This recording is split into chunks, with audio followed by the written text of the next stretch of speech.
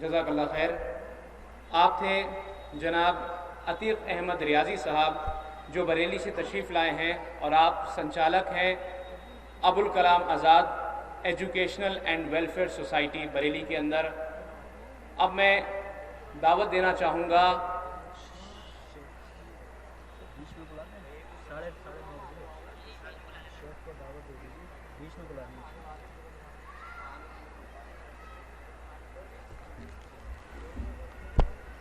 میں دوبارہ سے والنٹیئر سے ریکویسٹ کروں گا کہ جو لوگ باہر ہیں وہ تشریف اندر لے کر کے آ جائیں۔ جتنے لوگ باہر ٹہل رہے ہیں اور اس انتظار میں ہیں کہ شاید پروگرام کے شروع ہونے میں کوئی دیری ہے، تو میں ان کو دوبارہ سے یہ بات یاد دلا دوں کہ پروگرام سٹارٹ ہو چکا ہے، شیخ سٹیج پر آ چکے ہیں اور اب انشاءاللہ شیخ کا ہی خطاب ہے۔ تو والنٹیئرز جتنے بھی لوگ آس پاس میں ٹہل رہے ہیں ان سے ریکویسٹ کریں کہ اندر جا کر کے چیئرز پر بیٹھ جائیں، تاکہ خطاب کو جب شروعات سے سنا جائے گا تو وہ انشاءاللہ بہت مفید رہے گا۔ اور جیسا کہ آپ سب لوگ جانتے ہیں، شیخ کا عنوان ہے توحید۔ شیخ شمیم فوزی صاحب یہ شخصیت جو ہیں یہ تعارف کی محتاج تو نہیں ہے، الحمدللہ انٹرنیشنل سپیکر ہیں، ہندوستان کے مختلف جگہوں پر انہوں نے تقریریں کی ہیں، داعی اور مبلغ کی حیثیت سے پچھلے کئی سالوں سے خدمت انجام دے رہے ہیں۔ آج ہم لوگ واقعی خوش نصیب ہیں کہ ہمارے بیچ میں اتنی ہندوستان کی اتنی مشہور شخصیت موجود ہیں، اور یہ آئی پلس ٹی وی چینل کے مستقل سپیکر بھی ہیں۔ ان سے انشاءاللہ آج ہمیں ضرور کچھ نہ کچھ مفید باتیں سیکھنے کو ملیں گی۔ میں زیادہ وقت ضائع نہ کرتے ہوئے جناب شیخ شمیم فوزی صاحب کو دعوت دوں گا کہ وہ سٹیج پر آئیں اور اپنے عنوان کے اوپر ہمیں کچھ نصیحت کریں۔ جناب شیخ شمیم فوزی صاحب۔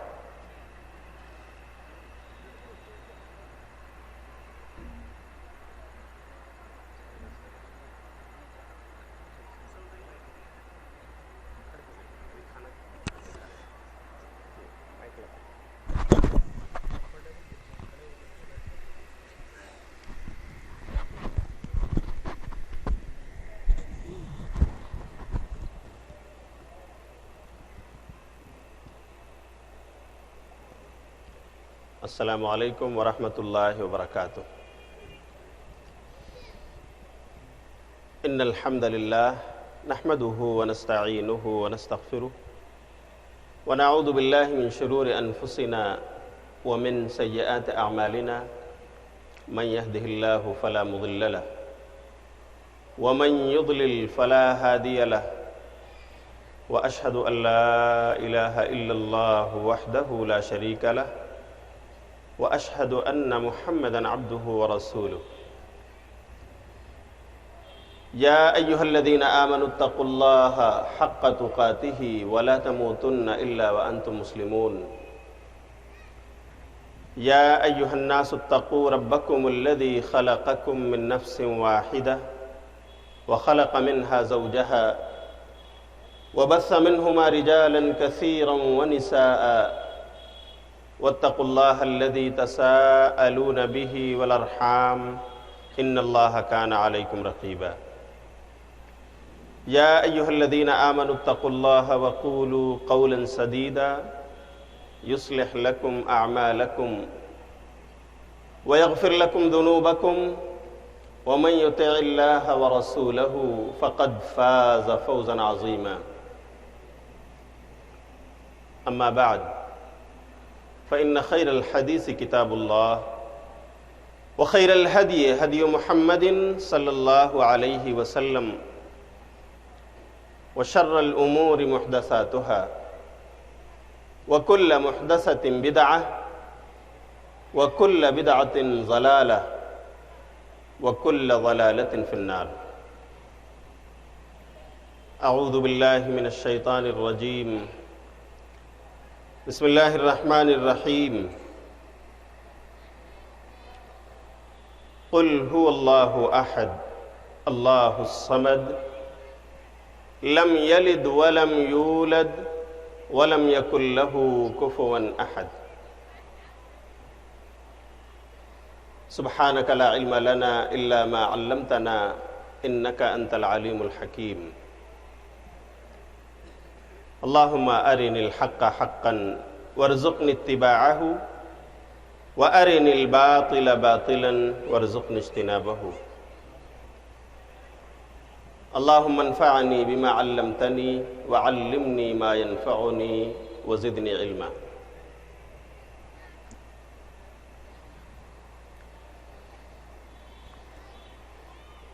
محترم صدر اجلاس فضیلت الشیخ محمد شریف ریاضی صاحب حفظہ اللہ، مہمان گرامی قدر فضیلت الشیخ عبد الحکیم مدنی حفظہ اللہ، ڈائز پر تشریف فرما تمام معزز و محترم علماء کرام، اس اجلاس کے تمام قابل قدر منتظمین، دور اور نزدیک سے آئے ہوئے تمام ذی وقار دینی بھائیوں، پیارے بچوں اور پردہ نشین ماؤں اور بہنوں،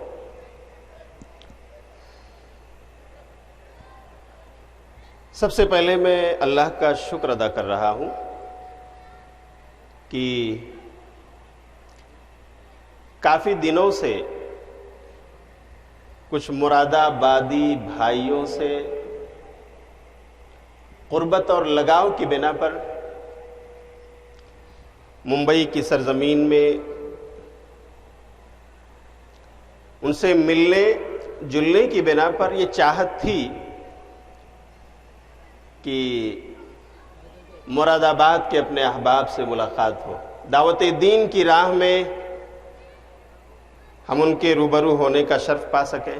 اللہ نے آج یہ مراد پوری فرمائی، اور میں پہلی بار آج بتاریخ 5 مئی 2017 کو دعوت دین کے حوالے سے، اسلامی اصلاحی اجلاس کے حوالے سے آپ کے روبرو ہونے کا شرف پا رہا ہوں۔ اللہ تعالی ہم سب کے جمع ہونے کو قبول فرمائے۔ بعدہ بے شمار صلاۃ و درود نازل ہو نبی اکرم رسول محتشم رحمت عالم جناب محمد الرسول اللہ صلی اللہ علیہ وسلم پر، جن کی ذات نہ صرف ہم امتیوں کے لیے بلکہ پوری کائنات کے لیے سراپا رحمت بن کر آئی۔ کروڑہا درود و صلوات نازل ہوں آپ پر۔ اللہم صلی علی محمد وعلی آل محمد کما صلیت علی ابراہیم وعلی آل ابراہیم انکا حمید مجید۔ اللہم بارک علی محمد وعلی آل محمد کما بارکت علی ابراہیم وعلی آل ابراہیم انکا حمید مجید۔ اس موقع پر اگر میں ان مراد آبادی برادران کا شکر ادا نہ کروں تو یہ ناسپاسی ہوگی، جن کی کوششوں سے آج علماء کرام کی یہ جمع غفیر آپ کے سامنے ہے۔ اللہ تعالیٰ انتظام بھائی اور ان کی کمیٹی کے تمام ذمہ داروں کو اجر عظیم عطا فرمائے۔ اسی طرح ہمارے عرفان قریشی صاحب، جن کی کوششوں سے آج کی اس تاریخ میں یہ پروگرام آپ کے سامنے ہے، اللہ تعالیٰ انہیں بھی ہم سب کی طرف سے اجر جزیل عطا فرمائے۔ آج موضوع ہے توحید باری تعالی۔ سامعین، ایک سوال آپ سے ہے، کون جواب دیں گے؟ یہ بتائیے، ہم انسانوں اور ہم مسلمانوں کی نجات کا دار و مدار عقیدہ ہے یا عمل؟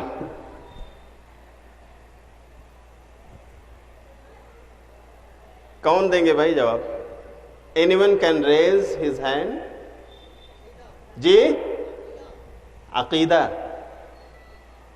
اللہ جزائے خیر عطا فرمائے. قل آمنت باللہ ثم استقم، کہو میں ایمان لایا اللہ پر اور جم جاؤ. ہو سکتا ہے کلمہ شہادت پڑھنے کے بعد آپ کی روح پرواز کر جائے، کوئی بات نہیں. آپ کو عمل کا موقع ہی نہ ملے، کوئی بات نہیں، آپ اللہ والے ہو کر کے گئے ہو. یہ دلیل ہے. اب اگر ہمارا عقیدہ ہی درست نہ ہو تو میرے بھائیوں، اعمال کا جبل احد آپ بنا کر کے لے کر چلے جاؤ، عقیدہ درست نہ ہو تو ہباء منصورہ بن جائے. وہ عمل ہواؤں میں تنکوں کے اڑنے کی طرح اللہ تعالیٰ اڑا دے گا، اسے بے ویلو اور بے وقت ہوگا. آپ کہہ رہے ہوں گے کیا دلیل ہے کہ عقیدہ ہی ہمارے نجات کا ضامن، ہمارے نجات کی بنیاد؟ ایک واقعہ سناؤں. ہمارے پیارے نبی جناب محمد الرسول اللہ صلی اللہ علیہ وسلم، آپ کے چچا حضرت ابو طالب، جن کا سایہ شفقت بہت دیر تک نبی صلی اللہ علیہ وسلم پر رہا، اور جب تک ابو طالب زندہ تھے کوئی نبی کو آنکھیں اٹھا کر گھور کر دیکھنے کی جرأت نہیں کرتا. ابو طالب بیمار ہو گئے. ایسا لگ رہا ہے کہ شاید یہ ان کے آخری لمحات ہیں. عیادت کے لیے کفار و مشرکین جمع ہیں، ابو جہل اور ابو لہب کی ٹولی ہے، تیمارداری کر رہی ہے. آپ صلی اللہ علیہ وسلم بھی بیٹھے ہوئے ہیں ابو طالب چچا کے پاس، اور آپ کیا کہتے ہیں؟ چچا قل کلمۃ اشہد لک بہا عند اللہ.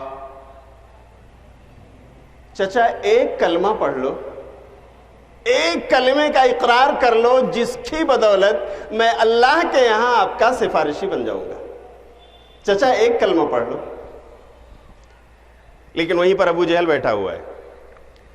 کہتا ہے ابو طالب اپنے آبا و اجداد کا دین چھوڑ کر چلے جاؤ گے؟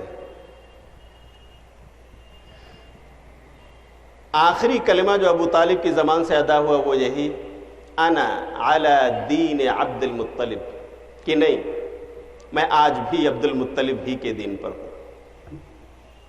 روح پرواز کر گئی. نبی نے آخری لمحات میں اپنے چچا سے کہا عقیدہ درست کر لو، ہو سکتا ہے تمہیں عمل کا موقع نہ ملے، کوئی بات نہیں، پڑھ لو کلمہ توحید، گواہی دے دو اس اللہ کے سوا کوئی لائق عبادت نہیں ہے، میں سفارشی بن جاؤں گا تمہارے لیے قیامت کے دن. چچا میرے کان ہی میں کہہ دو. اللہ اکبر. یہ واقعہ سراپا اس بات کی دلیل ہے کہ میرے بھائیوں، ہم امتیوں کے، ہم انسانوں کے نجات کا دار و مدار کس پر ہے؟ بولو، عقیدہ یا عمل؟ بولو، عقیدہ. اس کا یہ مطلب نہیں ہے کہ اب کل سے نماز پڑھنا بند، کل سے صدقات و خیرات دینا بند، کل سے لوگوں کے ساتھ بھلائی کرنا بند. نہیں، اس کا مطلب یہ ہے کہ اگر آپ نے کلمہ پڑھ لیا اور آپ کو اللہ کی طرف سے اتنا موقع نہ ملا کہ آپ نماز کے لیے مسجد جاتے، آپ رمضان آپ کو ملتا آپ روزے رکھ لیتے، آپ کا سال پورا ہو جاتا آپ زکوٰۃ دے دیتے، آپ حج بیت اللہ کے لیے اس موسم میں چلے جاتے، کوئی بات نہیں.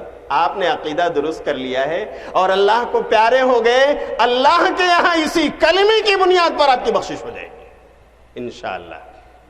تو میرے بھائیو بتاؤ، کیا عقیدے کو درست کرنا ضروری ہے یا نہیں؟ بولو. کوئی آواز نہیں آ رہی ہے. کھایا پیا ہے نا آپ بھائیوں نے؟ درست کرنا ضروری ہے یا نہیں؟ تو میں اب آپ سے ایک عہد لینا چاہتا ہوں. توحید کا موضوع ہے. میں کوشش کروں گا کہ قرآن اور احادیث کے حوالے سے یہ باتیں جو اللہ نے تھوڑی بہت مجھے سکھائی ہیں میں آپ تک پہنچاؤں. کیا آپ میرا ساتھ دینے کو تیار ہیں؟ انشاءاللہ تیار ہیں؟ تو ایک عہد کیجئے، انشاءاللہ جو باتیں دلائل کی روشنی میں ہوں گی ہم اسے قبول کریں گے اور اسی کے مطابق اپنا عقیدہ بنا لیں گے. بولو بھائیو ساتھ ہو, ذرا ہاتھ اٹھاؤ میں دیکھ سکوں کہ انشاءاللہ آپ کتاب و سنت کی راہ کو اپنانے کے لیے تیار ہو. اللہ جزائے خیر عطا فرمائے. آؤ سب سے پہلے سمجھ لیتے ہیں توحید کیا ہے. What is the oneness of God؟ توحید کسے کہتے ہیں؟ اگر عربی ڈکشنری آپ کھولیں گے تو توحید کا مطلب ہے کسی چیز کے بارے میں یہ جاننا کہ وہ ایک ہے. عربک ڈکشنری میں وحد یوحد توحید واٹ ایور اٹ از. لیکن جب کہا جائے اسلامی شریعت میں توحید کسے کہتے ہیں تو اس کا مطلب ہے توحید وہ جو شرک کی ضد ہے, توحید وہ جو شرک کا اپوزٹ ہے. تو کیا ہے وہ توحید؟ علماء اسلام, محدثین کرام, مفسرین عظام اور اسکالرز آف اسلام نے اس توحید کو 3 طرح سے کیٹیگرائز کر کے سمجھایا ہے. آئیے وہی چیز میں آپ کے سامنے رکھتا ہوں. توحید کی 3 قسمیں ہیں. نمبر 1 توحید ذات و صفات. کیا مطلب ہے توحید ذات اور صفات کا؟ توحید ذات کا مطلب ہے ہم اس بات کا عقیدہ رکھیں کہ اللہ تعالیٰ اپنی ذات میں اکیلا, یکتا, بے مثل اور بے نظیر ہے. اس کے نہ بیوی ہیں نہ بچے, نہ اولاد, نہ کنبہ اور قبیلہ. وہ اکیلا یکا وہ تنہا ہے اپنی ذات کے اندر. میرے بھائیو, یہ اتنی واضح بات تھی کہ ہماری عقل بھی اسی کو اپیل کرتی ہے. لیکن عجیب قصہ ہے. قصہ عجیب یہ ہے کہ پرانے وقتوں سے لوگوں نے اللہ کی ذات میں اس کا شریک ٹھہرایا, اس کے بیوی اور بچے بنا ڈالے, اس کا کنبہ اور قبیلہ ثابت کر دیا. جی ہاں میرے بھائی, آپ اگر اہل کتاب کی تاریخ پڑھیں, اہل کتاب کون ہے بھائیو؟ اہل کتاب میں 2 قومیں آتی ہیں. نمبر ایک یہود اور نمبر 2 نصارہ. جوز اینڈ کرسچنز, یہودی اور نصرانی. ان لوگوں نے اللہ کی ذات میں شریک ٹھہرایا. کیا دلیل ہے؟ اللہ قرآن میں کہتا ہے, آپ پڑھیے سورہ توبہ سورۃ نمبر 9 کی آیت نمبر 30. اعوذ باللہ من الشیطان الرجیم. وقالت اليہود عزیر ابن اللہ وقالت النصارى المسیح ابن اللہ. اور کہا یہودیوں نے عزیر اللہ کے بیٹے. دیکھیے کس طرح اللہ کی ذات میں شرک یہودیوں نے کیا. کہا عزیر علیہ السلام, حالانکہ وہ نبی تھے, اللہ کے بیٹے. وقالت النصارى, اور کہا نصرانیوں نے, کرسچنز نے, المسیح ابن اللہ, مسیح علیہ السلام اللہ کے بیٹے. بتائیے کیا یہ اللہ کی ذات میں شرک ہے یا نہیں؟ بولو بھائیو, یہ شرک, کھلا ہوا شرک ہے. اور صرف اہل کتاب نے نہیں, آپ کفار مکہ کی, مشرکین مکہ کی تاریخ الٹ کر کے دیکھیے, انہوں نے بھی اللہ کی ذات میں شریک ٹھہرایا. کہا فرشتے اللہ کی بیٹیاں ہیں. کس کا کہنا تھا یہ؟ کس نے کہا تھا بھائیو؟ مشرکین مکہ نے. فرشتوں کے بارے میں ان کا ایمان یہ تھا کہ یہ اللہ کی بیٹیاں ہیں. یعنی انہوں نے بھی اللہ کا کنبہ قبیلہ, اللہ کے بیوی اور بچے بنا ڈالے. جیسے اہل کتاب نے کسی کو اللہ کا بیٹا قرار دے دیا, ایسے ہی مشرکین عرب نے, کفار مکہ نے بھی اللہ کی ذات میں شریک ٹھہرایا اور کہا فرشتے اللہ کی بیٹیاں ہیں. دیکھو اللہ نے کیا جواب دیا ہے.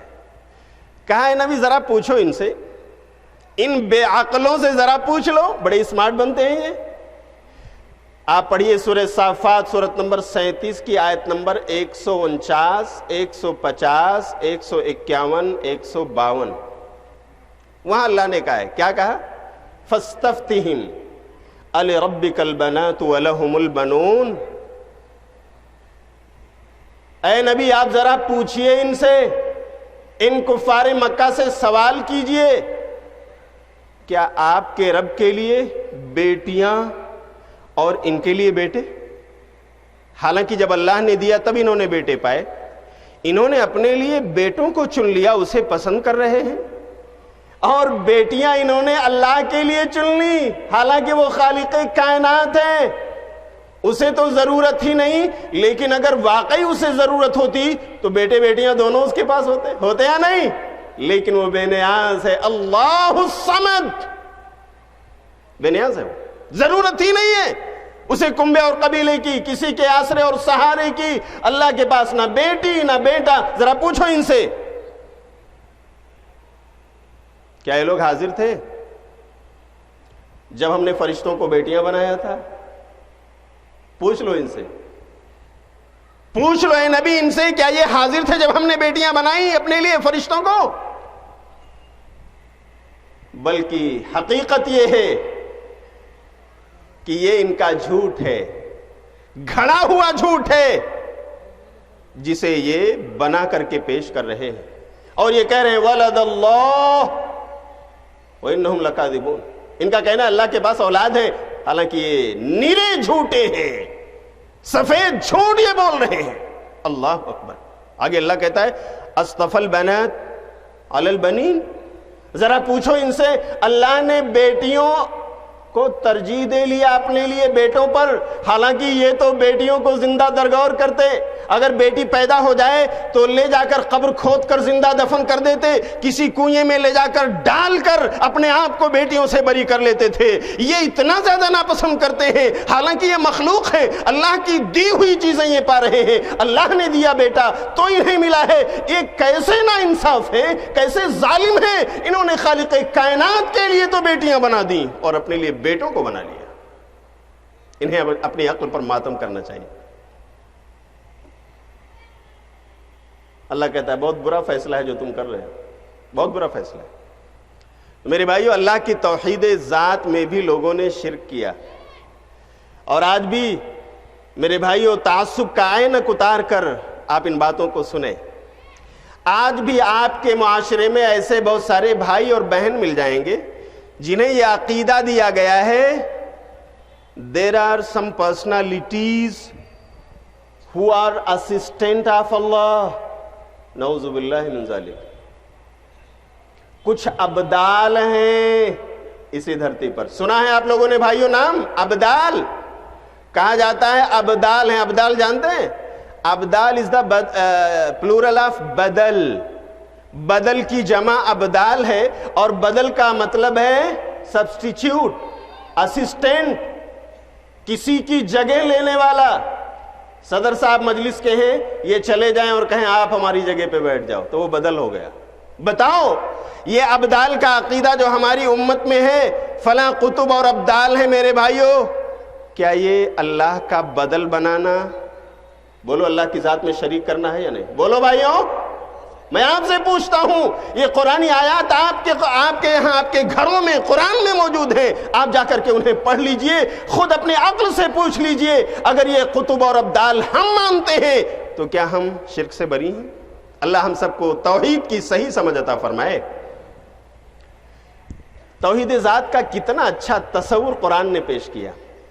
کیا کہا؟ قل هو اللہ احد، تمام شرک سے بری کر دیا۔ اے انسانوں کہو، اقرار کرو، وہ اللہ اکیلا ہے، تنہا ہے اپنی ذات میں۔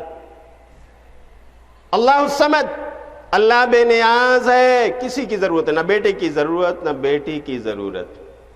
اللہ خالق ہے، مخلوق ہے، اللہ مالک ہے، ہم اس کے غلام ہیں، اللہ معبود ہے، ہم سب اس کی عبادت کرنے والے بندے ہیں، عاجز ہیں، بے بس ہیں۔ تو جب ہم بے بس ہیں تو ہم بدل ہو سکتے ہیں؟ بولو نہیں۔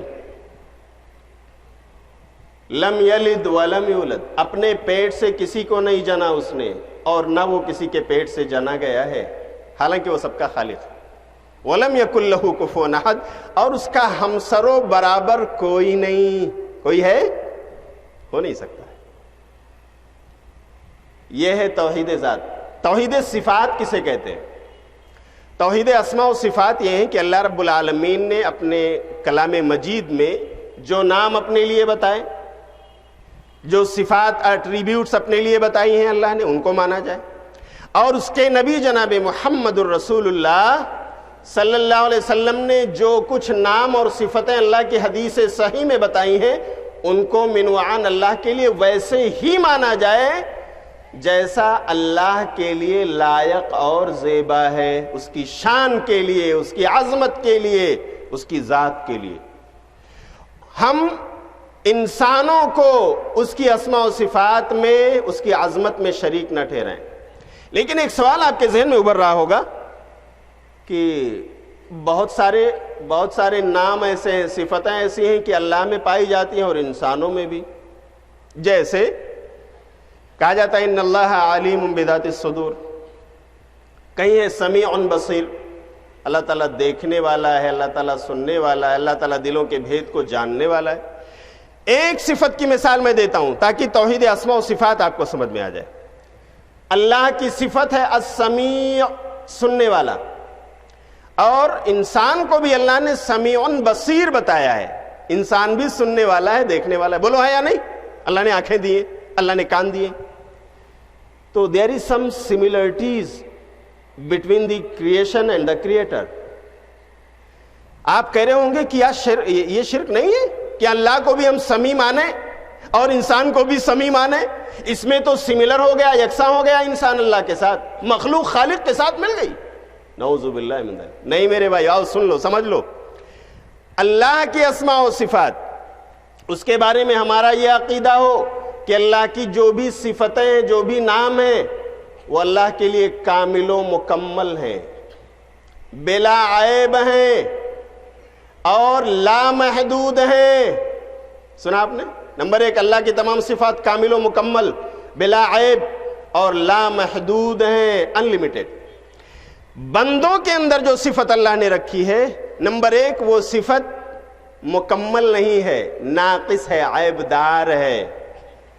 نمبر دو، وہ انلمیٹڈ نہیں ہے، لامحدود نہیں ہے، وہ محدود اور لمیٹڈ ہے۔ جیسے دیکھ لیجئے، اللہ سنتا ہے اور ہم بھی سنتے ہیں۔ ہمارا معاملہ سننے کا کتنا محدود ہے؟ ہمارے پاس ایک موبائل ہماری بجتی ہے، ہم اٹھاتے ہیں، کان سے لگاتے ہیں، السلام علیکم ورحمۃ اللہ، وعلیکم السلام، بات ہو رہی ہے، اتنے میں دوسرا موبائل بجتا ہے، ٹرینگ ٹرینگ، ہم اٹھاتے ہیں اور کہتے ہیں بھائی ذرا سا رک جاؤ، میں دوسرے فون پر بزی ہوں۔ بولو، کہتے ہیں یا نہیں بھائیوں؟ ہم معذرت کر رہے ہیں، ایک ساتھ دو کی نہیں سن سکتے اور نہ دو کو جواب دے سکتے۔ اللہ اکبر۔ This is the limitation of our hearing۔ ہمارے سماعت کی لمیٹیشن یہ ہے، ہم ایک وقت میں دو فون اٹینڈ نہیں کر سکتے، نہ دو کو جواب دے سکتے۔ لیکن اللہ کی سماعت دیکھیے، اللہ کے سننے کی طاقت کو ملاحظہ کیجئے، کتنا بڑا ہے، اس کی سماعت کس قدر لامحدود ہے۔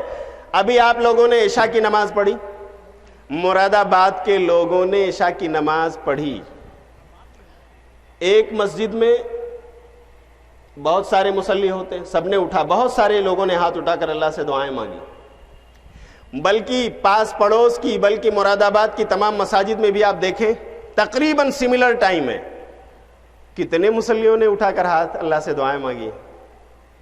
اللہ نے کہا کہ رک جاؤ، مراد آباد کے فلاں محلے کی مسجد میں لگا ہوا ہوں، ابھی بعد میں آؤں گا؟ نہیں۔ اور سن لو، اس ملک ہندوستان کے اندر مسلمان اللہ کے گھروں میں جمع ہو کر اسی وقت کتنی جگہوں پر لوگوں نے نمازیں پڑھی اور اللہ سے دعائیں مانگی۔ کیا اللہ نے سب کی سنا یا نہیں؟ سب کی سنا۔ اللہ نے کتنوں کو دیا ہوگا۔ آگے بڑھیے، ہم اور آپ حج کرنے جاتے ہیں تو حج میں 9 ذی الحجہ کو عرفہ کے میدان میں ہوتے ہیں۔ عرفہ کے میدان میں ظہر اور عصر کو ایک ساتھ پڑھ لینے کے بعد قصر کر کے اور جمع کر کے ایک عبادت حاجی لوگ کرتے ہیں مغرب تک، جب تک سورج نہ ڈھل جائے۔ میرے بھائیو، کوئی بتائے گا وہ عبادت، اس کا نام کیا ہے؟ یہاں تک کہ سورج ڈھل جائے حاجی لوگوں کو ایک عبادت کرنی ہے۔ Who will answer؟ کوئی نہیں؟ الدعاء. جزاک اللہ خیرن. عرفات کے میدان میں حاجی لوگوں کے لیے جو عبادت ہے وہ دعا ہے. ظہر اور عصر کی نماز جماعت سے پڑھ لیجئے, اس کے بعد آپ جہاں ہیں بیٹھ کر, کھڑے ہو کر, جس طرح بھی آپ اللہ سے مانگ سکتے ہیں اللہ سے مانگیے, روئیے, اپنے گناہوں پر اللہ سے گڑ گڑائیے, معافی مانگ لیجئے, اللہ دھل دے گا آپ کے گناہوں کو. یہی عبادت آپ دیکھیں گے مغرب تک, سورج غروب ہونے تک تمام حاجی کر رہے ہیں. حاجی کتنے لوگ ہوتے ہیں؟ 2-4 ہزار. کتنے ہوتے ہیں بھائیوں؟ 2-4 لاکھ. ہاں 20 لاکھ. کوئی ٹور ٹریول والا نہیں ہے؟ شاید ان کے پاس اچھا گراف موجود ہو. ہاں 35 لاکھ. آگے بڑھ جائیے, چلو مان لیتے ہیں 35 لاکھ. ایک ہی وقت میں سب لوگ دعائیں کر رہے, اور اسی وقت میں نہ جانے دنیا کے کس کس کونے میں لوگ اللہ سے لو لگانے والے اپنے ہاتھ اٹھا کر دعا کر رہے ہیں. لیکن بتاؤ, کیا اللہ نے کسی سے کہا کہ اے مراد آباد والو ذرا آج تو تھم جاؤ کہ میں حاجیوں کے ساتھ عرفات میں مشغول ہوں؟ بولو, کہا اللہ نے؟ اللہ اکبر. اللہ نے ان تمام حاجیوں کی بھی سنی, اور جس کے لائق جو تھا, میرا ہم سب کا عقیدہ ہے امت مسلمہ کا, اللہ نے ان کے ایمان کے مطابق دیا بھی ہوگا ان کو. بولو دیا ہوگا کہ نہیں؟ دیا ہوگا. اللہ نے اسی وقت مراد آباد والوں کی مرادیں بھی اللہ نے پوری کی ہوں. اللہ نے کسی کو نہیں روکا, اللہ نے کسی کو نہیں بٹھایا, اللہ نے کبھی یہ معذرت نہیں کی کہ رکو فلاں کے ساتھ میں بزی ہوں, دوسرے کے پاس بعد میں آؤں گا. یہ اللہ کی صفت سماعت ہے جو لامحدود ہے, انلیمیٹڈ ہے, بلا عیب ہے, کامل و مکمل ہے. لیکن انسان ایک موبائل بجتا ہوا وہ دوسرے کو کان میں نہیں لگا سکتا, صرف ایک سے بات کر سکتا ہے. یہ ہے ہمارے سماعت کی لمیٹیشن, یہ ہے محدودیت. تو میرے بھائیو, ہمارے سننے میں عیب ہے, ہمارے دیکھنے میں عیب ہے, ہمارے سننے اور دیکھنے میں کمی اور کوتاہی ہے, لیکن اللہ کی سماعت لامحدود, انلیمیٹڈ, بلا عیب, بلا نقص, کامل و مکمل. دس از دا ڈفرنس. یہ فرق ہمیں اچھی طرح سے محسوس کرنا چاہیے. ہو سکتا ہے لفظی طور سے وہ صفت اللہ کی بھی ہو اور وہی صفت انسان کی بھی ہو, لیکن اللہ اور انسان کے درمیان ایک جیسی کیفیت پائی نہیں جاتی. لمیٹیشنز الگ الگ. اللہ لامحدود اور ہم سب محدود. یہ ہے توحید اسماء, توحید ذات و صفات. مختصراً میں ٹو دا پوائنٹ چل رہا ہوں. توحید کی دوسری قسم ہے, یہ پہلی قسم میں نے بتائی, اس کا نام کیا ہے؟ بولو بھائیو, توحید ذات و صفات. یاد کرتے چلیے تاکہ آپ کو لگے کہ ہم جلسے سے کچھ لے کر آئے. نمبر 2, توحید ربوبیت. سادہ دیجیے. ربوبیت کسے کہتے ہیں؟ ربوبیت یہ لفظ رب سے بنا ہے, جس کے معنی پالنہار.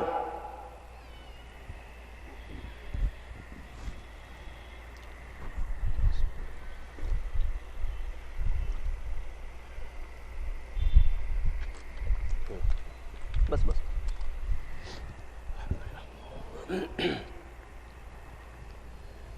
دوسری قسم ہے توحید ربوبیت, جس کے معنی ہیں ہم یہ عقیدہ رکھیں کہ بندوں سے متعلق جتنے کام ہیں ان تمام اعمال اور کاموں میں اللہ تعالی مختار کل ہے, اکیلا مختار کل اور صاحب تصرف ہے. جو چاہتا ہے کرتا ہے, اس میں اس کا کوئی شریک اور ساجھی نہیں ہے.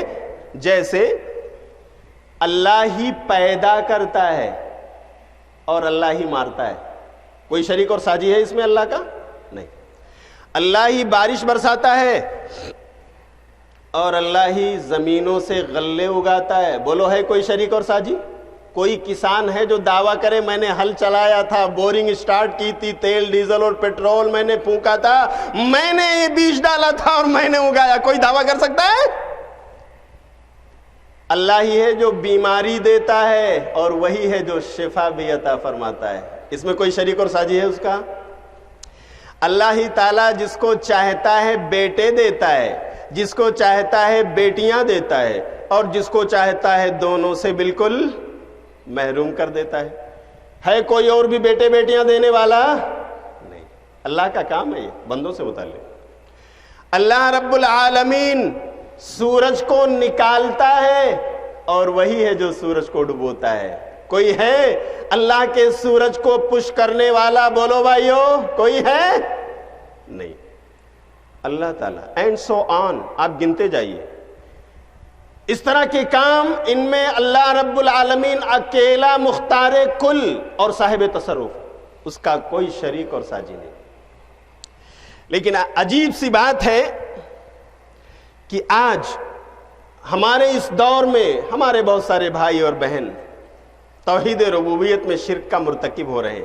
میں مثال دوں گا، لیکن آئیے میں سب سے پہلے آپ کو بتا دوں کہ توحید ربوبیت وہ توحید کی قسم ہے جس کو کفار مکہ مانتے تھے۔ حالانکہ وہ کافر تھے لیکن مانتے تھے اللہ ہی پانی برساتا ہے، اللہ ہی غلے اگاتا ہے، اللہ ہی بیٹے بیٹیاں دیتا ہے، یہ سب ماننے والے تھے وہ۔ اللہ ہی آسمان و زمین کا بنانے والا ہے، اللہ ہی ہماری کشتیوں کو بھنور سے نکالنے والا ہے، یہ سب مانتے تھے کون؟ مشرکین مکہ۔ قرآن میں سورہ عنکبوت کی آیت نمبر 63 پڑھیے۔ اعوذ باللہ من الشیطان الرجیم وَلَئِن سَأَلْتَهُم مَّن نَّزَّلَ مِنَ السَّمَاءِ مَاءً فَأَحْيَا بِهِ الْأَرْضَ مِن بَعْدِ مَوْتِهَا لَيَقُولُنَّ اللَّهُ۔ اے نبی اگر آپ ان کفار مکہ سے جا کر پوچھیں کون ہے جس نے آسمان سے بارش کو اتارا اور اس کے ذریعہ سے مردہ سوکھی ہوئی زمین کو ہرا بھرا اور زندہ کر دیا، لَيَقُولُنَّ اللَّهُ، they will surely say it is only Allah۔ ان کا جواب ہوگا اکیلا اللہ۔ سورہ لقمان آیت نمبر 25 پڑھیے، وَلَئِن سَأَلْتَهُم مَّن خَلَقَ السَّمَاوَاتِ وَالْأَرْضَ لَيَقُولُنَّ اللَّهُ۔ اے نبی آپ اگر ان سے جا کر پوچھیں آسمانوں کا زمینوں کا خالق کون ہے، یہ جواب دیں گے اکیلا اللہ۔ مشرکین مکہ اکیلے اللہ کو۔ فَإِذَا رَكِبُوا فِي الْفُلْكِ دَعَوُا اللَّهَ مُخْلِصِينَ لَهُ الدِّينَ، جب کشتیوں میں سوار ہوتے یہ اور کشتی بھنور میں جا کر کے ڈاواں ڈول ہو رہی ہوتی، ایسے میں یہ نہ تو لات کو پکارتے، نہ عزا کو پکارتے، نہ منات کو پکارتے، نہ ہوبل کی آواز لگاتے، نہ 360 بتوں میں کسی کا نام لیتے۔ اگر نام لیتے تھے تو اس عرش والے کا جو اکیلا بچانے والا، اکیلا مشکل کشا ہے، کہتے تھے اے رب ہمیں اس مجدھار سے بچا لے۔ اکیلے اللہ کی توحید کا اقرار کرتے ہوئے اس کو پکارتے تھے مشرکین مکہ۔ لیکن میرے بھائیوں ذرا اپنے گریبان میں منہ ڈال کر دیکھو، میری ماں اور بہنوں اگر یہ آواز آپ تک پہنچ رہی ہے، میرے اسلامی قابل قدر بھائیوں دیکھو کہیں آپ کی زندگی میں شرک تو نہیں ہے؟ توحید ربوبیت میں آج ہمارا معاشرہ اس میں شرک کر رہا ہے۔ کہاں؟ کتنے بھائی آپ کو ملیں گے، کتنی بہنیں جن کا کہنا ہے کہ اللہ تو دیتا ہے لیکن وہاں ان کے پاس بھی پاور ہے۔ آپ ذرا جا کر ایک چادر تو چڑھا کے آؤ، بیٹی مل جائے گی، بیٹا مل جائے گا۔ ایک جیتا جاگتا آنکھوں دیکھا واقعہ بتاؤں میں آپ کو۔ ممبئی کرلا کی سرزمین میں رہتا ہوں، اتفاق سے جس عمارت میں میں ہوں اسی فلور پر ایک شادی شدہ جوڑا مسلمان، اللہ نے ان کو کانٹینیو 2 بیٹیاں عطا فرمائیں۔ یہ وہ واقعہ ہے جس کا میں شاہد اور گواہ ہوں، یہاں بھی اور انشاءاللہ وہاں بھی۔ شادی شدہ جوڑا، اللہ نے 2 بیٹیاں ایک کے بعد دیگرے صحیح سالم عطا فرمائیں، لیکن بیوی سے کسی نے کہا کہ صرف بیٹیاں ہی بیٹیاں تمہارے پاس آ رہی ہیں، تم کیوں نہیں چلے جاتے مانگ کر کوئی منت چلی آتے؟ جاؤ منت مان لو، سب کی پوری ہوتی ہے تمہاری بھی پوری ہو جائے گی۔ کہاں منتیں یہ لوگ مانتے ہیں، مجھے نام لینے کی بھی ضرورت نہیں کیونکہ میں کسی بھائی کا دل نہیں دکھانا چاہتا، میں ایک عقیدہ آپ کو بتا رہا ہوں کہاں شرک ہے ہماری زندگی میں بھائیوں۔ اس خاتون نے ضد کی اپنے شوہر سے، کہا کہ چلو سب لوگ جاتے ہیں ہمیں بھی چلنا چاہیے۔ کہاں؟ راجستھان جائیں گے، ٹکٹ بک کر لو۔ کس لیے جائیں گے؟ ہمیں بیٹیاں ہی بیٹیاں مل رہی ہیں، چلو ذرا بیٹا مانگ کے آتے ہیں۔ سب لوگ مانگتے ہیں، ملتا ہے، ہمیں نہیں ملے گا، چلے۔ ٹکٹ بک ہو گیا، ٹکٹ بک ہو گیا, گئے, کیا پیش کیا انہوں نے, کیا نہیں کیا, اللہ اور ان کے درمیان. لیکن جب وہ جوڑا واپس آیا میرے بھائیوں, تو اللہ نے کچھ 1 سال کے بعد ان کو ایک اولاد عطا فرمائی. اتفاق سے وہ بیٹا تھا. میں آپ سے پوچھتا ہوں, کیا راجستھان جانے کی وجہ سے, منت ماننے کی وجہ سے ان کو بیٹا ملا, یا تنہا اللہ دینے والا ہے اس نے دیا؟ بولو بھائیوں, کس کی وجہ سے ملا؟ بولو, اللہ کی وجہ سے. لیکن ہوا کیا؟ آگے کی سین دیکھیے. نفاس سے 30 سے 35 40 دن کے بعد جب یہ خاتون اپنے نفاس سے باہر ہوئی, پاک ہو گئی, اپنا بیٹا لے کر پورے فلور کا وزٹ کرنے لگی. دیکھو نا, میں گئی تھی, مانگ کر آئی تھی, مجھے دے دیا اس نے راجستھان والے نے دے دیا ہے, مجھے پھر جانا ہے کیونکہ میں مان کر آئی ہوں, اگر بیٹا ملا تو پھر آؤں. اللہ, شیطان نے شرک کروا لیا. بولو کرایا کہ نہیں؟ دینے والا اللہ. وہ خاتون اور وہ جوڑا وہاں نہیں جاتا, تب بھی ہمارا عقیدہ ہے اللہ دیتا. بولو دیتا کہ نہیں؟ دیتا. اس لیے کہ اسی نے پہلے ان کو 2 بیٹیاں دی ہیں, وہی ان کو بیٹا بھی دینے والا تھا. لیکن شیطان نے ان کے لیے شرک کے راستے کھول دیے, اور جا کر انہوں نے وہاں منتیں مانی اور کہا اس نے دیا ہے. اللہ تعالی ہمیں اللہ کی ربوبیت میں بھی شرک کرنے سے بچائے. عقیدہ درست کر لو میرے بھائی. بیٹا اور بیٹی دینے والا کون ہے؟ اور بیٹا بیٹی سے محروم کرنے والا بھی وہی. عجیب سی بات ہے میرے بھائیوں, میرے پیارے دینی بھائیوں اور بہنوں. وہ لوگ جو زندگی میں اپنے لیے اولاد نہیں پیدا کر سکتے تھے, اپنے رشتہ داروں کو اولاد نہیں دے سکتے تھے, انہوں نے اس دنیا سے جانے کے بعد لوگوں کو بیٹے اور بیٹیاں دینا شروع کر دی. کہاں ہے ہماری عقل؟ کس قدر ہم عقل کے مارے ہیں؟ بولو کوئی ہے اس دھرتی پر جو یہ دعویٰ کرے میں فلاں کو دوں گا اور وہی چیز آئے, میں فلاں کو محروم کروں گا اور اسے نہ ملے؟ یہ صفت اللہ کی ہے. اللہ رب العالمین اس کی عبادت کرتے ہوئے ہر نماز کے بعد ہم یہ دعا پڑھتے ہیں, اللہم لا مانع لما اعطیت ولا معطی لما منعت. اے اللہ جس سے تو روک لے اس کو کوئی دینے والا نہیں, اور جس کو تو دینا چاہے اس سے کوئی روکنے والا.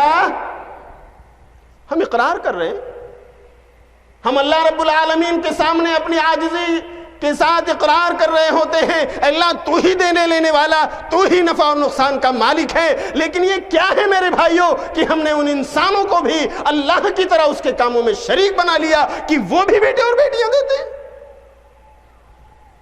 ہمارے وہ بھائی اور بہن ہو سکتا ہے دین نہ پڑھنے کی وجہ سے, قرآن کو نہ سمجھنے کی وجہ سے اگر ان کی زندگی میں ایسا شرک ہو گیا ہے تو اللہ تعالیٰ انہیں سچی توبہ کی توفیق عطا فرمائے. کتنے لوگ ہیں جو کہتے ہیں ہمارے جوان کہ ارے بزنس میں بڑا لاس ہو گیا ہے, چلو ہم بھی مانگ کے آتے ہیں. کتنے ایسے لوگ ہیں جو کہتے ہیں مقدمہ دائر ہو گیا ہے ہمارے اوپر, چلو وہاں ان سے کہہ کے آئیں گے تاکہ ہماری مقدمے میں جیت ہو جائے, ہماری پریشانی میں مشکل کشائی کر دیں. میں آپ سے پوچھتا ہوں میرے بھائیوں, ذرا آنکھیں کھول کر دیکھو, تعصب کے عینک اور چشموں کو اتار لو اور اللہ کی کتاب اور سنت رسول کو اپنے لیے ذریعہ نجات سمجھ کر کے بتاؤ, اللہ کے علاوہ اس دھرتی پر کوئی مشکل کشا ہے؟ بولو, اکیلا اللہ ہے. یہی تعلیم ہمارے نبی جناب محمد الرسول اللہ صلی اللہ علیہ وسلم نے اپنے صحابہ کو دی. ایک حدیث آپ سے بیان کر دیتا ہوں, جامع ترمذی ابواب الزہد کی روایت ہے جسے علامہ البانی نے صحیح قرار دیا. نبی صلی اللہ علیہ وسلم کے پیچھے آپ کے صحابی حضرت ابن عباس رضی اللہ تعالیٰ عنہ بیٹھے, چھوٹے بچے تھے لیکن باشعور تھے, سمجھ بوجھ رکھنے والے تھے. نبی صلی اللہ علیہ وسلم نے کہا یا غلام انی اعلمک کلمات, اے بچے میں چند باتیں تم کو سکھانا چاہتا ہوں. انہوں نے کہا لبیک و سعدیک یا رسول اللہ, حاضر ہوں اللہ کے رسول. کہیے آپ نے کیا سکھایا؟ کیا سکھایا اپنے صحابی کو؟ دیکھو, احفظ اللہ یحفظک, اللہ کو یاد رکھا کرو اللہ تمہیں یاد رکھے گا. احفظ اللہ تجدہ تجاہک, اللہ کو یاد کیا کرو، اللہ کو ہر موڑ پر اپنا مددگار پاؤ گے، اللہ مشکل کشائی کرے گا۔ وَإِذَا سَأَلْتَ فَاسْأَلِ اللَّهِ، مانگو تو اللہ سے مانگو۔ وَإِذَا اسْتَعَنْتَ فَاسْتَعِنْ بِاللَّهِ، مدد کی ضرورت ہو تو اکیلا مددگار اللہ کو سمجھو۔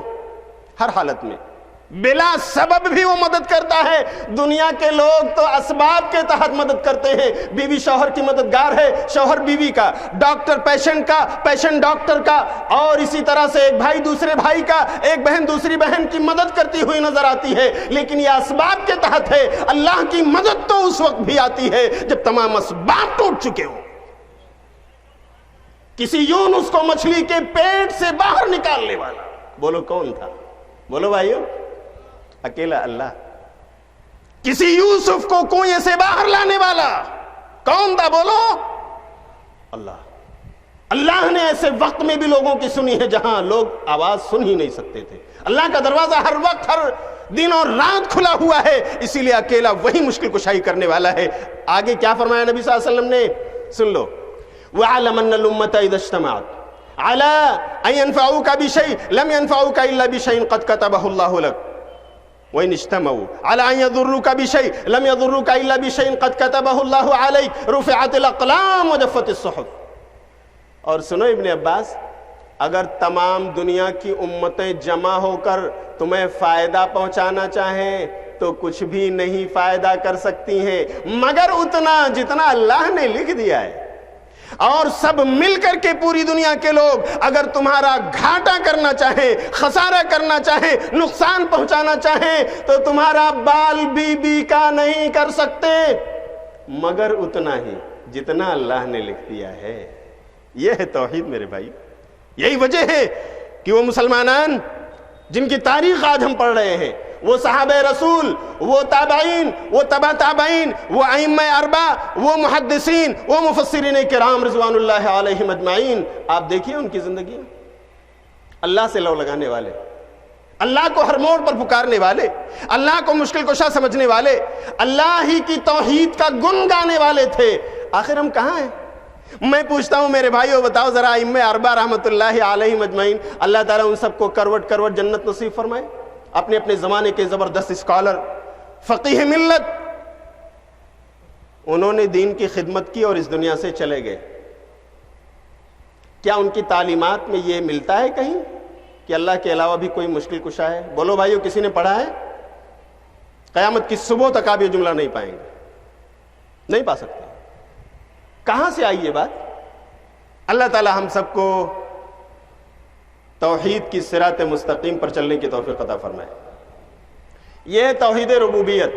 میں نے نشاندہی کی ہے، کہیں کہیں ہمارے بھائی اور بعض بہنیں اس طرح شرک میں مبتلا ہیں، اللہ تعالیٰ انہیں اپنے اصلاح کی توفیق عطا فرمائے۔ ایک اور توحید ہے، توحید الوہیت۔ الوہیت الہ سے بنا، الہ کا مطلب معبود، the worthy of worship۔ توحید الوہیت کا مطلب ہے کہ عبادت کی جتنی قسمیں ہیں ہم صرف ایک اللہ کے لیے انجام دیں۔ کس کے لیے؟ چاہے روزہ ہو، نماز ہو، حج ہو، زکوٰۃ ہو، قربانی ہو، دعا ہو، نظر ماننا ہو، عبادت کی جتنی قسمیں ہو سکتی ہیں، بولو سب کی سب کس کے لیے لائق اور زیبا ہیں؟ بولو بھائیو، کس کے لیے؟ ایک اللہ رب العالمین کے۔ اس کا نام ہے توحید الوہیت۔ اللہ نے اسی توحید کو سمجھانے کے لیے الگ الگ اوقات میں انبیاء کرام بھیجے ہیں۔ آپ پڑھیے سورہ انبیاء سورۃ نمبر 21 کی آیت نمبر 25، وَمَا أَرْسَلْنَا مِن قَبْلِكَ مِن رَّسُولٍ إِلَّا نُوحِي إِلَيْهِ أَنَّهُ لَا إِلَٰهَ إِلَّا أَنَا فَاعْبُدُونِ۔ اللہ کہتا ہے کہ اے نبی، ہم نے تم سے پہلے جتنے رسول بھیجے ہیں ہم نے سب کو اسی بات کی وحی فرمائی تھی کہ دیکھو میرے علاوہ کوئی لائق عبادت نہیں ہے، تو میری ہی عبادت کرنا۔ توحید الوہیت، توحید عبادت بھی اس کو کہتے ہیں۔ آج آپ دیکھ لیجئے بہت سارے ہمارے بھائی اور بہن، ہو سکتا ہے لا علمی میں، دین کی سوجھ بوجھ نہ رکھنے کی وجہ سے، دین کا علم حاصل نہ کرنے کی وجہ سے، میں ان کو مورد الزام نہیں ٹھہراتا، اس لیے کہ میرا یہ عقیدہ ہے اگر کوئی اچھا کر رہا ہے تو بڑی اچھی بات ہے، اللہ اسے قبول فرمائے، وہ بھی ہمارا بھائی ہے، ہماری بہن ہے. اور اگر کسی نے غلط کیا ہے تو ہم دشمنی نہیں کریں گے، ہم اس کے اصلاح کی کوشش کریں گے، جہاں تک ہوگا اللہ کا اور رسول کا پیغام اس تک پہنچانے کی کوشش کریں گے. وہ بھی ہمارا بھائی، وہ بھی ہماری بہنیں ہیں. اس لیے میرے بھائیوں، ہمارا یہ عقیدہ ہے، ہم دشمنی لے کر کے نہیں آئے، ہم تو ایک کلمے کی طرف بلانے کے لیے، ایک اللہ کی توحید کی طرف دعوت دینے کے لیے آئے ہیں. اور ان تمام اجلاسوں کا یہی مقصد عظیم ہوا کرتا ہے، اے انسانوں، ایک اللہ کو پہچان کر اسی کے آگے جھکنے والے بن جاؤ. لیکن کیا میں آپ سے پوچھ سکتا ہوں، ابھی ہمارے کتنے بھائیوں نے، کتنی بہنوں نے اسی ملک ہندوستان میں قربانیاں کی ہیں 11ویں منا کر؟ میرے بھائیوں، بہت سارے بھائی اور بہنیں ہیں، جہاں بھی ہوں ان کو بتائیے، شاید وہ نہیں جانتے یہ مسئلہ، قربانی صرف اللہ کے نام کی ہوتی ہے. لیکن افسوس یہ ہے کہ ہم نے دیکھا ہے ممبئی کی سرزمین میں کہ عید الاضحیٰ میں تو قربانی کا بکرا ہمارے وہ بھائی نہیں لائے، لیکن اتفاق سے ایک بار ڈبل بکرے لے کر باندھ دیا انہوں نے. کیا بات ہے بھائی، 2 بکرے مطلب عقیقہ ہوگا؟ کہا نہیں، عقیقہ نہیں ہے مولانا، 11 ہی ہے نا، 11 ہی آ رہی ہے. میرے بھائیوں، میں صرف یہ کہنا چاہتا ہوں، ہمارے بھائیوں کو یا تو مس گائیڈ کیا گیا ہے یا انہوں نے دین کی تعلیم نہیں حاصل کی، اس لیے وہ اس کھائی میں گر رہے ہیں یا اس خندق کی طرف جا رہے ہیں. اللہ کی قسم، اللہ کی توحید ان کو سمجھ میں جس دن آ جائے گی وہ توبہ ضرور کریں گے. اور ہم اللہ سے دعا کرتے ہیں اللہ تعالیٰ ایسے تمام بھائی اور بہنوں کو جو توحید کی شاہراہ سے الگ جا چکے ہیں، شرک کی کھائیوں میں گرے پڑے ہیں، اے اللہ تو انہیں سمجھ کر کے شرک سے توبہ کی توفیق عطا فرما. قربانی صرف اللہ کے لیے ہونی چاہیے. جانور اللہ نے دیا اور ہم خرید کر کے فلاں اور فلاں کو ان کے نام کی نظر پیش کر رہے ہیں، ان کے آستانوں پر لے جا کر ذبیحے کر رہے ہیں. میرے بھائیو، یہ کھلا ہوا شرک ہے اور اللہ کی عبادت میں شرک ہے، توحید الوہیت میں شرک ہے. ایسا شرک ہے کہ اگر توبہ کیے بغیر ہم اس دنیا سے چلے گئے، اللہ کی قسم بخشش نہیں ہو. لیکن اگر موت سے پہلے ہم نے مانگ لیا اللہ سے، توبہ کر لی ہم نے اللہ سے، اس دنیا کی دھرتی پر رہتے ہوئے ہوش و حواس میں، اللہ شرک کو بھی معاف کر سکتا ہے. کیا ہے اس میں؟ یہ ہے توحید کی تیسری قسم، توحید الوہیت. ہم نے توحید کی 3 قسمیں پڑھی. نمبر 1 ریویژن کر لیں گے، توحید پہلی قسم توحید ذات و صفات. نمبر 2 توحید ربوبیت. نمبر 3 توحید الوہیت. جب تک توحید کی ان تمام قسموں کو مان کر ان کے تقاضے ہم نہ ادا کریں، ہم سچے پکے موحد نہیں ہو سکتے. اگر آپ بولیں کہ کفار مکہ توحید ربوبیت کو مانتے تھے کہ اللہ ہی بیٹا بیٹی دینے والا، بارش برسانے والا، غلے اگانے والا، بیماری کرنے والا، شفا دینے والا، سورج کو نکالنے اور ڈبولنے والا سب اللہ کرتا تھا، کفار مانتے تھے، تو میں آپ سے پوچھتا ہوں کیا ان کو مسلمان کہا گیا؟ بولو بھائی. اس کا مطلب یہ ہے کہ توحید کی ایک قسم کو مان کر کوئی موحد نہیں ہو سکتا جب تک توحید کی یہ تمام قسمیں ان کو سمجھ کر اس کے تقاضے ہم نہ ادا کریں، اس وقت تک موحد نہیں ہو سکتے. اور بہت بڑی چیز ہے، اللہ کسی کو توحید کی دولت سے نواز دے، ایمان کی دولت دے کر اللہ توحید کی شاہراہ پر اس کو قائم رکھے، اس سے بڑی نعمت اس دھرتی پر اللہ کی قسم کوئی نہیں ہے. بولو ہے؟ آؤ میں آپ کو سنا دوں کتنی بڑی بشارت ہے، کتنی بڑی بشارت ہے موحدوں کے لیے. ہمارے نبی صلی اللہ علیہ وسلم کو اللہ نے معراج کرائی. سنن ابن ماجہ کی صحیح روایت، اسراء اور معراج کا واقعہ تو اللہ نے قرآن میں بھی ذکر فرمایا، ایک پوری سورت اتار دی. کیا نام ہے بھائی اس سورت کا؟ سورہ بنی اسرائیل. اس کو دوسرا نام ہے سورہ اسراء. اللہ اکبر. یعنی اسراء اور معراج ہمارے نبی کو ہوئی. ہمارے نبی صلی اللہ علیہ وسلم جسم اور روح دونوں کے ساتھ گئے. یہ ہم مسلمانوں کا عقیدہ ہے. یہی تو معجزہ ہے. اگر نبی خواب میں گئے ہوتے، خواب آپ نے دیکھا ہوتا کہ آپ گئے، یہ دیکھا وہ دیکھا، تو میرے بھائیوں کوئی غیر بھی آ کے کہہ سکتا ہے ارے میں بھی خواب میں مکہ اور مدینہ گھوم کے آیا. کیا کمال. خواب تو سبھی دیکھتے ہیں. ہمارے نبی جسم اور جان کے ساتھ گئے تھے, اللہ نے بلایا تھا. کیسی سواری اللہ نے اس زمانے میں دی تھی اللہ بہتر جانتا ہے. کتنی تیز رفتار. نبی صلی اللہ علیہ وسلم گئے, آپ نے جنت کا دیدار کیا, جہنم کے بہت سارے مناظر آپ نے دیکھے جبریل علیہ السلام کے ساتھ. اور آنے سے پہلے 3 تحفے اللہ نے دیے تھے. کتنے تحفے بھائیوں؟ 3 تحفے. یاد کر لو, یہ تحفے بڑے قیمتی ہیں. ایک تحفہ بتاؤ, بہت مشہور تحفہ ہے جو آج ہم ہر نماز میں ادا کرتے ہیں. کون سا تحفہ ہے؟ 5 وقتہ نماز, جو پہلے 50 وقت کی تھی, لیکن موسیٰ علیہ السلام کے پاس جیسے ہی پہنچتے کہتے کتنا ہے, ابھی بہت زیادہ ہے, جاؤ معاف کروا لو, کم کرا لو. کراتے کراتے 5 ہو گئیں. لیکن اللہ کا رحم و کرم دیکھیے, اللہ کا فضل دیکھیے کہ اللہ نے 5 کر دیا 50 کو, لیکن 5 پڑھنے والے کے لیے ثواب وہی باقی رکھا جو 50 پڑھنے والے کو ملے. اللہ اکبر, یہ فضل ہے اللہ کا. لیکن اس کے باوجود کتنے بدقسمت لوگ ہیں, کتنے محروم القسمت لوگ ہوں گے وہ جو یہ 5 وقتہ نماز کی بھی حفاظت نہیں کرتے. میرے بھائیوں, 5 پڑھو 50 کا ثواب, کتنا عظیم تحفہ. نمبر 2, خواتیم سورۃ البقرہ.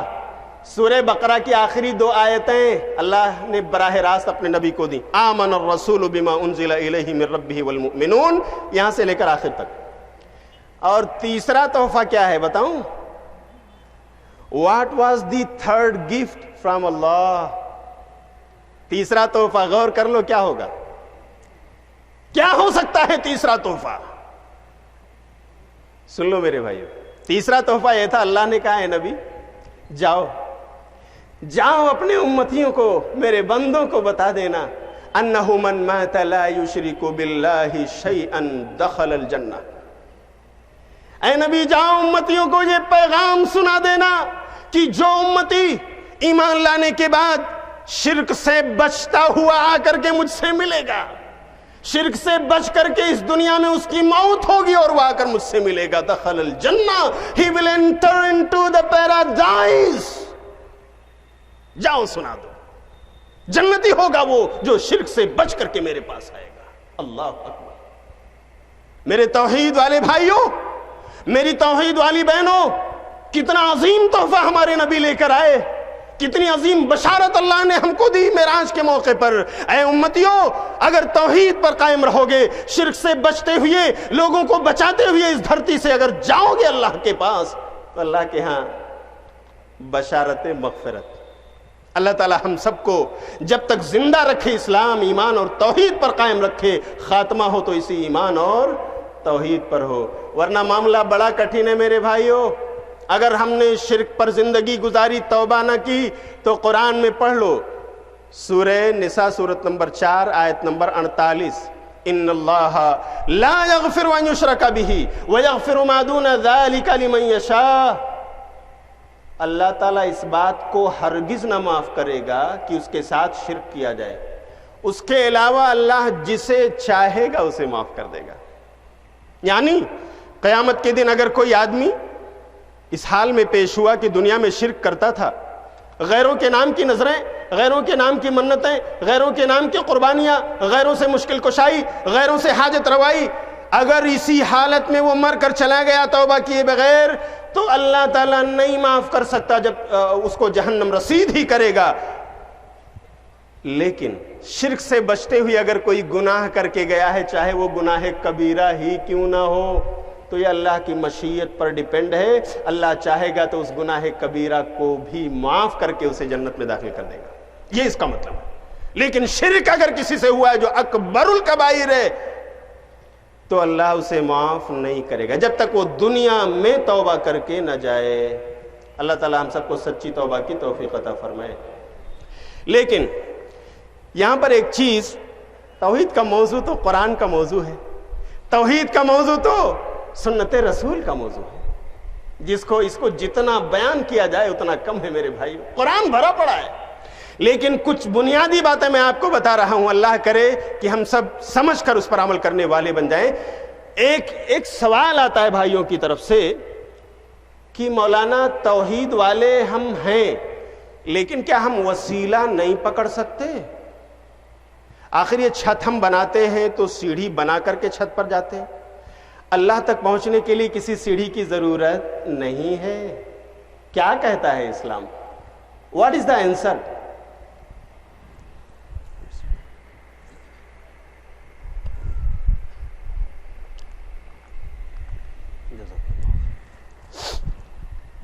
کیا جواب ہو سکتا ہے بھائیو؟ دیکھیے قرآن کی ایک آیت میں اللہ تعالیٰ فرماتا ہے یا ایھا الذین آمنوا اتقوا اللہ وابتغوا الیہ الوسیلہ، اے ایمان لانے والو اللہ کا تقوی اختیار کرو، ڈرو اللہ سے اور اس کی طرف وسیلہ تلاش کرو۔ اللہ اکبر، قرآن میں وسیلے کا حکم ہے۔ سب سے بنیادی بات سمجھ لیجئے، یہ وسیلہ اصل میں وہ مقام ہے جو قیامت کے دن اللہ اپنے نبی کو عطا کرنے والا ہے۔ صحیح تفسیر اس کی یہی ہے، لیکن چلو for the sake of argument ہم یہ کہتے ہیں کہ بھائیو آپ کہتے ہو قرآن میں ہے وسیلہ پکڑو، قرآن حکم دے رہا ہے، تو آخر وہ کون سا وسیلہ ہے جس کا ثبوت ہے ہمارے نبی کے صحابہ سے، جس کا ثبوت ہے قرون اولیٰ سے؟ آؤ وہی دو تین باتیں سمجھ لیں تاکہ ہماری توحید میں خلل نہ آئے اور ہم اللہ کے موحد بندے بن کر کے اسی کی توحید کا گن گاتے ہوئے اس دنیا سے جائیں۔ آؤ ہم بتا دیتے ہیں کہ جو وسیلہ جائز ہے، جس کو وسیلہ شرعیہ کہتے ہیں، یعنی شریعت میں جس کی اجازت ہے، صحابہ نے جسے برتا اور انجام دیا ہے، وہ تین طرح کے وسیلے۔ بولو بھائیو کتنی طرح کا وسیلہ؟ کتنی؟ تین۔ اسے نوٹ کر لو، نوٹ کر لو اپنے ذہن میں، اپنے کمپیوٹر میں اسے لکھ لو تاکہ یہ سمجھ سکو کہ اس تین کے علاوہ جو بھی ہے وہ اسلام میں جائز نہیں۔ نمبر ایک، پہلا وسیلہ کہ آدمی اپنے نیک اعمال کو یا اللہ کے اسماء اور صفات کو، سب سے پہلی چیز اللہ کے اسماء اور صفات کا وسیلہ۔ ابھی میں نے آپ کو توحید اسماء و صفات بتایا، اللہ کے نام ہے، رحمان ہے، رحیم ہے، غفور ہے، غفار ہے، آپ گنتے جائیے۔ نبی نے بھی بہت سارے نام اللہ کے بتائے، کچھ لوگوں نے 99 کہا ہے، لیکن سچ یہ ہے کہ اس سے زیادہ بھی نام اللہ کے ملتے ہیں جو صحیح احادیث سے ثابت ہے۔ اللہ کے ناموں کا وسیلہ، اس کی صفات کا وسیلہ۔ جب ہم دعا کریں تو یہ کہیں اللہ تو رحمان ہے، تیرے اس صفت رحمت کا حوالہ دے کر اس کے وسیلے سے میں مانگتا ہوں اللہ مجھ پر رحم فرما دے۔ اے اللہ تو غفار ہے، غفور ہے، بہت بخشنے والا، اے اللہ تیری صفت غفاریت کا حوالہ دیتا ہوں، اے اللہ اپنے فضل و کرم سے مجھے بخش دے۔ اس طرح ہمارے نبی صلی اللہ علیہ وسلم اللہ کے ناموں کا ذکر کرتے اور صحابہ کرام بھی پھر دعائیں مانگتے تھے، اس لیے جائز ہے۔ دلیل جامع ترمذی کتاب الدعوات میں روایت ہے جس کے راوی حضرت فضالہ بن عبید رضی اللہ تعالیٰ عنہ ہیں، جسے محدثین نے صحیح قرار دیا۔ کہتے ہیں کہ ایک دن نبی صلی اللہ علیہ وسلم اور ہم سب صحابہ بیٹھے ہوئے تھے مسجد نبوی میں، اتنے میں آپ کے ایک ساتھی آئے، انہوں نے آ کر کے نماز ادا کی 2 رکعت، اور نماز ادا کرنے کے بعد انہوں نے ہاتھ اٹھایا اور مانگنے لگے، اللہ تعالیٰ دے دے، اللہ نواز دے، اللہ میری بخشش فرما دے، اللہ میرے بال بچوں کو رزق عطا فرما دے، وغیرہ وغیرہ، اللہ دے دے، اللہ نواز دے۔ صحابی رسول دعا کر رہے ہیں۔ جب وہ دعا مانگ چکے تو نبی صلی اللہ علیہ وسلم نے ان کو بلایا، اپنے صحابی کو آپ نے بلایا، بٹھایا، اور دیکھو کتنے اچھے مربی، معلم اور محسن تھے آپ، کتنے اچھے تھے، پیار سے آپ نے ان کو بٹھایا۔ آج ہمارا کوئی بھائی غلط کرے یا کسی غلطی کا شکار ہو جائے تو ہمیں بھی اسے سمجھانا چاہیے، پہلے ہی وہلے میں اس پر برسنا نہیں چاہیے۔ یہ نبی صلی اللہ علیہ وسلم کی زندگی سے ہمیں ملتا ہے۔ نبی صلی اللہ علیہ وسلم نے کہا عجلت ایھا المصلی، بہت جلدی کیا ہے میرے نمازی، بہت جلدی کیا آپ نے دعا مانگنے میں ہے میرے نمازی، یعنی نمازی بھائی۔ کہا کیا کروں اللہ کے رسول؟ کہا دیکھو جب دعا مانگنا ہو، اذا صلیت فقعدت فاحمد اللہ بما هو اہلہ وصل علی ثم ادعوہ ما تشاء۔ آداب سکھائے آپ نے دعا مانگنے کے. کہا دیکھو جب دعا مانگنا چاہو نماز کے بعد اچھی طرح فارغ ہو کر بیٹھ جاؤ، یعنی اذکار پڑھ لو، دعائیں پڑھ لو، اور پھر دعا مانگنا چاہو تو سب سے پہلے اللہ کی حمد و ثنا بیان کرو، اللہ کی بڑائی، کبریائی، رحمان، رحیم، غفور، غفار، جو بھی آپ کو یاد ہے اللہ کی صفات، اس کے نام، ان کا ذکر کرو، اللہ کی بڑائی بیان کرو. پھر میرے اوپر درود بھیجو، اللہم صلی علی محمد وعلی آل محمد کما صلیت علی ابراہیم وعلی آل ابراہیم انک حمید مجید، اللہم بارک علی محمد وعلی آل محمد کما بارکت علی ابراہیم وعلی آل ابراہیم انک حمید مجید. یہی درود آپ نے صحابہ کو سکھایا تھا. پھر درود بھیجو میرے اوپر. نبی کہتے ثم ادعوہ ما تشاء، پھر جو مانگنا ہے مانگو اللہ دے گا، جو مانگنا ہے مانگو اللہ دے گا. یہ سننا تھا کہ اسی مجلس میں بیٹھے ہوئے آپ کے صحابی تھوڑی دیر بعد چپکے سے اٹھے، گئے وضو کیا، وضو کر کے آئے، ایک کونے میں جا کر نماز پڑھی، نماز پڑھ کر دعائیں جو کچھ نماز کے بعد کی ہوتی ہیں اسے پڑھا، اور اس کے بعد ہاتھ اٹھا کر دعا مانگی. تو سب سے پہلے اللہ کے حمد و ثنا بیان کیا، نبی پر درود بھیجا اور مانگ رہے ہیں. نبی نے کہا اے نمازی تو مانگتا جا، اللہ تجھے دیتا جا رہا ہے. اے نمازی مانگتا جا، اللہ تیری سنتا جا رہا ہے. اللہ اکبر. میرے بھائیو، یہ حدیث شریف اس بات کی دلیل ہے کہ اللہ کے اسماء اور صفات کا ذکر کر کے اس کی بڑائی اور کبریائی سب سے پہلے ہونی چاہیے، اور یہ اللہ اور اس کے اسماء و صفات کا وسیلہ ہے جو جائز ہے. تو پہلا وسیلہ ہے اللہ کے ناموں، اس کی صفات کا وسیلہ، یاد رکھیے. نمبر 2، اپنے نیک اعمال کا وسیلہ، جو کچھ ہم نے کیا ہے، جیسے نمازیں ہم نے اللہ کے لیے پڑھی، روزے اللہ کے لیے رکھے، حج اور عمرہ اللہ کے لیے ہم کر کے آئے، خالص اللہ کے لیے، ہم نے ماں باپ کی خدمت کی ہے اللہ کی رضا جوئی کے لیے وغیرہ، جو بھی قربانیاں کی ہیں، دعائیں مانگی ہیں، جو بھی نیک عمل ہم کریں اگر خالص اللہ کے لیے ہے تو ان اعمال کو اللہ کی دربار میں پیش کر دیجئے. اے اللہ یہ کام میں نے کیا اگر تجھے خوش کرنے کے لیے کہ اللہ تو میرے دل کی باتیں جانتا ہے، تو اللہ میری فلاں بیماری دور کر دے، میرا بیٹا ایڈمٹ ہے اللہ اسے اچھا کر دے، میری امی کا آپریشن ہونے والا ہے اللہ اسے سکسیس بنا دے، اللہ کامیابی عطا فرما. میں اپنے ان نیک اعمال کا وسیلہ تجھے دیتا ہوں.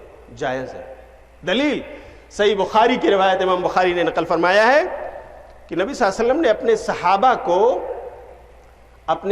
کو ایک بار ایک قصہ سنایا، واقعہ میں ٹو دا پوائنٹ بیان کرتا ہوں، وقت ختم ہو رہا ہے، کہ آپ نے کہا ہے میرے صحابہ ایک بار بنو اسرائیل کے 3 آدمی نکلے، سفر پہ جا رہے تھے، راستے میں بارش ہونے لگی، دیکھا پہاڑ ہے، دوڑتے دوڑتے بھاگتے بھاگتے گئے وہاں کیو میں، گفا میں چھپ گئے، اور بارش اتنی تیز ہوئی کہ اوپر سے پہاڑ سے گرتی ہوئی ایک چٹان آئی اور چٹان نے اس گفا کا دروازہ بند کر دیا. اللہ اکبر. اتنا بڑا پہاڑ کی اب وہ ہلا نہیں سکتے تھے اس کو، اتنی بڑی چٹان. تینوں بند ہو گئے، نہ کسی کو پکار سکتے ہیں، نہ کوئی ان کی پکار سن سکتا ہے. صرف ایک دروازہ کھلا تھا جہاں ان کی پکار سنی جا سکتی ہے. بولو کون سا دروازہ بھائیو؟ اللہ کا دروازہ. اللہ اکبر. یہی معنی ہے اللہ مشکل کشا ہے، اللہ حاجت روائی کرنے والا ہے.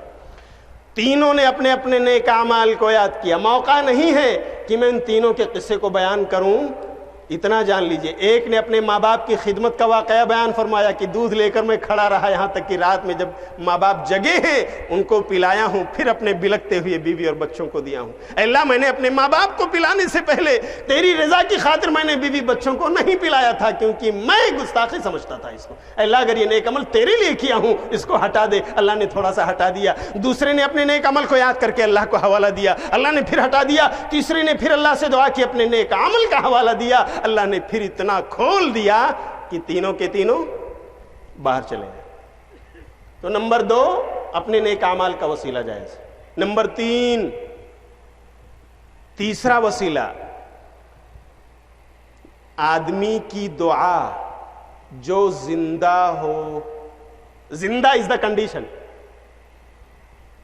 زندہ آدمی کی دعا کا وسیلہ. جیسے آپ مسجد میں جاتے ہیں، کہتے ہیں مولانا ذرا اعلان کروا دیجئے گا میری بیٹی ایڈمٹ ہے، لوگ اس کی شفا کے لیے دعا کر دیں. بولو لوگ کرتے ہیں کہ نہیں؟ جائز ہے، اس لیے کہ دے آر الائیو، زندہ ہیں، کھاتے پیتے چلتے پھرتے اللہ کے آکسیجن میں سانس لے رہے ہیں، آپ کی طرح ہوش و حواس میں، ان کی دعاؤں کا وسیلہ، جو اس دنیا سے چلا گیا اس کی دعا کا وسیلہ نہیں، اس لیے کہ اللہ نے کہا وہ تو پہلی بات تمہاری سنتے نہیں، اور اگر سن بھی لے تو جواب نہیں دے سکتے۔ یہ 3 وسیلے جائز ہیں میرے بھائیوں، بتاؤ کیا کیا میں نے بتایا؟ وسیلے جائز ہیں، ہم سب بھی مانتے ہیں اور ماننا چاہیے، اس لیے کہ اس کا ذکر نبی کے حدیث میں ہے، صحابہ کے عمل میں ہے۔ نمبر 1 بتاؤ بھائیوں، پہلا وسیلہ کیا ہے؟ اللہ کے اسماء و صفات کا وسیلہ۔ نمبر 2 اپنے نیک اعمال کا وسیلہ۔ نمبر 3 نیک یا زندہ آدمی کی دعا کا وسیلہ۔ اس کے علاوہ جتنی وسیلہ کی قسمیں ہیں سب ناجائز ہیں۔ اللہ تعالی ہم سب کو توحید سمجھنے، اس پر عمل کرنے اور اسی کے مطابق زندگی گزارنے کی توفیق عطا فرمائے۔ اللہ جب تک زندہ رکھے ایمان اور توحید پر قائم رکھے، خاتمہ ہو تو اسی ایمان اور توحید پر ہو، آمین۔ وآخر دعوانا ان الحمدللہ رب العالمین۔ میں آپ تمام کا شکر گزار ہوں اور آپ کے منتظمین کا۔ اللہ کرے کہ جس طرح ہم لوگ یہاں اللہ اور اس کے رسول کی بات سننے کے لیے، عمل کرنے کے لیے جمع ہوئے ہیں، اللہ تعالی ہم سب کو اسی طرح کل قیامت کے دن جنت الفردوس میں جمع فرمائے، آمین۔ السلام علیکم ورحمۃ اللہ وبرکاتہ۔